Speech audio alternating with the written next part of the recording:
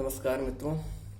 आज बात करेंगे एक बहुत ही चर्चित विषय विश्व युद्ध। विश्व युद्ध के बारे में अक्सर चर्चाएं रहती हैं। जब किसी देश से संबंध बिगड़ते हैं तो अक्सर ये लगने लगता है कि भाई विश्व युद्ध की तैयारी तो नहीं।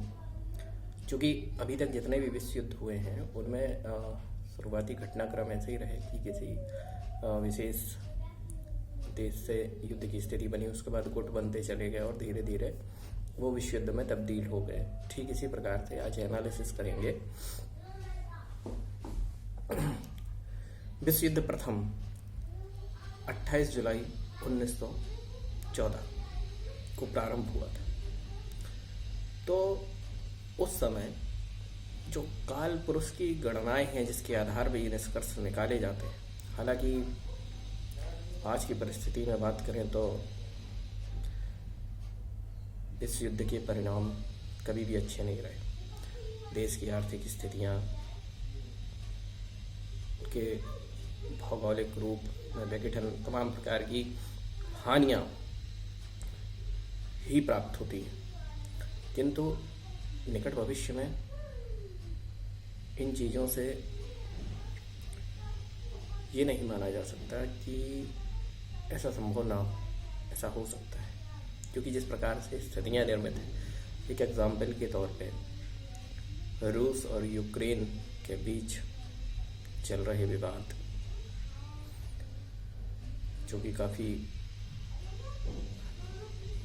बहुत ही ऐसी स्थितियाँ निर्मित हो रही हैं कि हो सकता है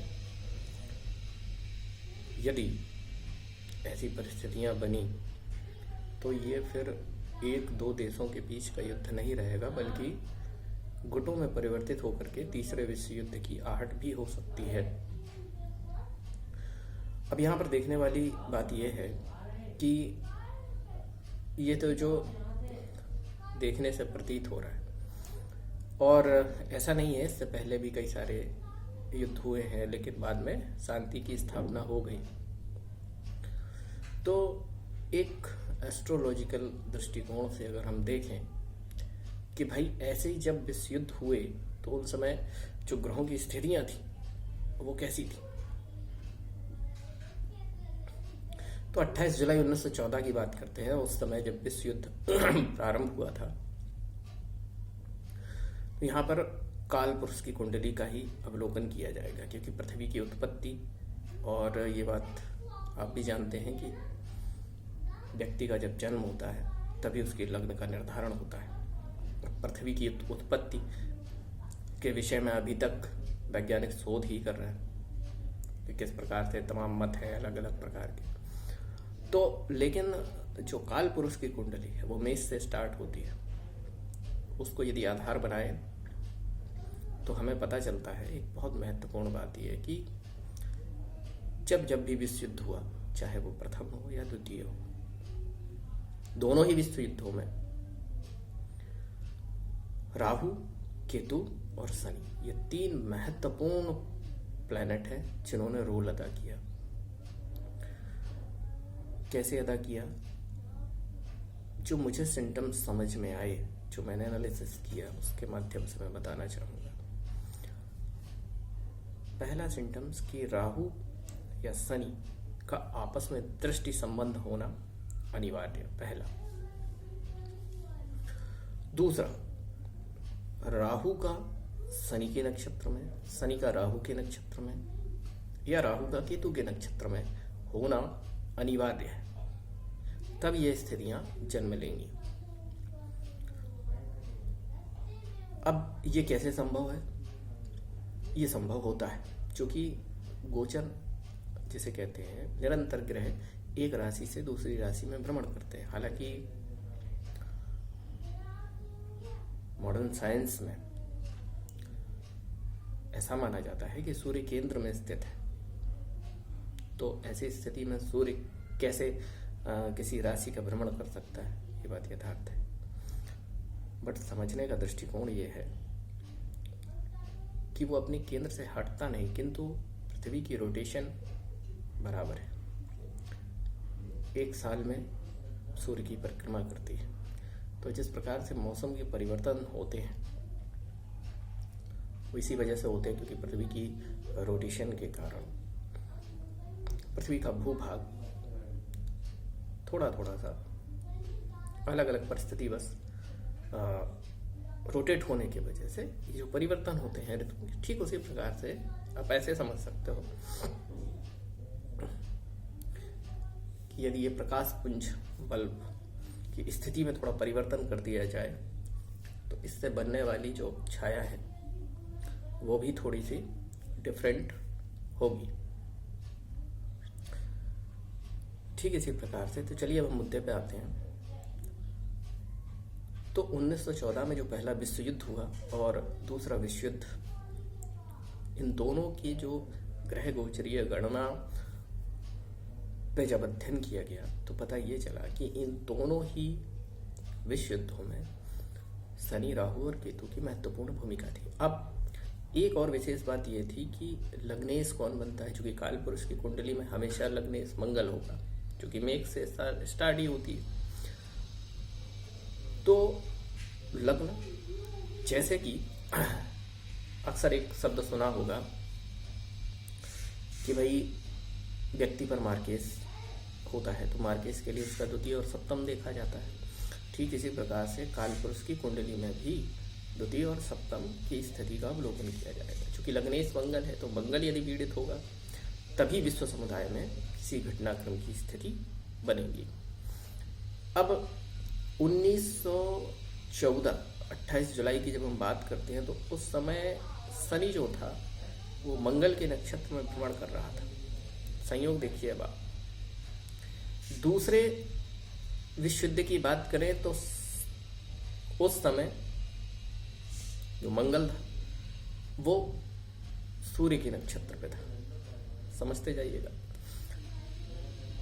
फिर मैंने बताया आपको कि 3 ग्रह महत्वपूर्ण है, उन तीनों की स्थिति देखिए आप दोनों विश्व युद्ध के समय।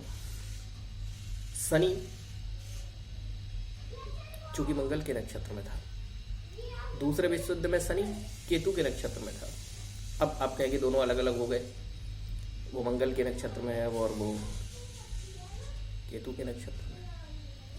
तो यहाँ मैं आपको स्पष्ट करना चाहूँगा कि ज्योतिष में एक सूत्र है, कुजवत केतु, मंगल के समान केतु को माना जाता है, उसकी शक्तियाँ मंगल के समान ही मानी जाती हैं, विस्फोटक। तो यहाँ भी केतु मंगल की राशि में ही माना जाना चाहिए सूत्र के अनुसार। दूसरा, राहु की स्थिति 1914 के विश्व युद्ध में राहु के नक्षत्र में राहु गोचर कर रहा था, राहु अपने ही नक्षत्र में था। और 1939 द्वितीय विश्व युद्ध के समय भी राहु अपने ही नक्षत्र राहु में था। दूसरी कंडीशन की पुष्टि होती। तीसरी कंडीशन पे आइए, केतु उस समय शुक्र के नक्षत्र में था। अब शुक्र, क्योंकि मैंने बताया कि वो मारक स्थान है, मार्केस की स्थिति में उसमें था। यहाँ की बात करें दूसरे विश्व युद्ध की तो केतु खुद अपनी ही नक्षत्र केतु में विराजित थे। तो इस प्रकार से जो घटनाक्रम है वो उसका निर्धारण तभी हुआ जब ये तीनों पाप ग्रह उस स्थिति में रहे। अब बात करते हैं, 2 तो हो गए, तो क्या तीसरा भी संभव है? ऑफ कोर्स संभव है। कैसे? कि ये जो उपरोक्त ग्रह स्थितियां हैं इन पे जब विचार किया गया तो ऐसी कुछ स्थितियां अप्रैल 2023 से अप्रैल 2025 के बीच बनती नजर आ रही है। कैसे? अप्रैल 2023 से लेकर के अप्रैल 2025 तक के बीच शनि फिर से एक बार राहु के नक्षत्र में भ्रमण करेंगे। राहु केतु के नक्षत्र में होंगे और केतु राहु के नक्षत्र में होंगे। और गुरु जो थोड़ा बहुत महत्वपूर्ण रोल अदा करता है विवादों की स्थिति से निकालने में या समाधान निकालने में, वो भी केतु की ही नक्षत्र में गोचर करेंगे तत्कालीन। तो ऐसी स्थिति में जो तृतीय विश्व युद्ध की संभावना बनती है वो 2023 अप्रैल से लेके अप्रैल 2025, मतलब 23 से लेके 25, 2 साल ऐसे होंगे जो विश्व के लिए बहुत ही नाजुक होंगे। कभी भी इन 2 वर्षों में किसी भी प्रकार के युद्ध स्थिति से मनाही नहीं की जा सकती।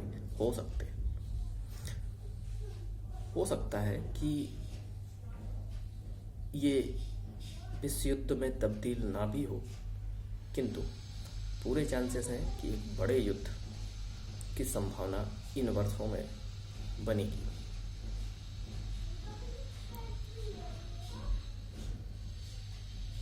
आज के लिए इतना ही। नमस्कार।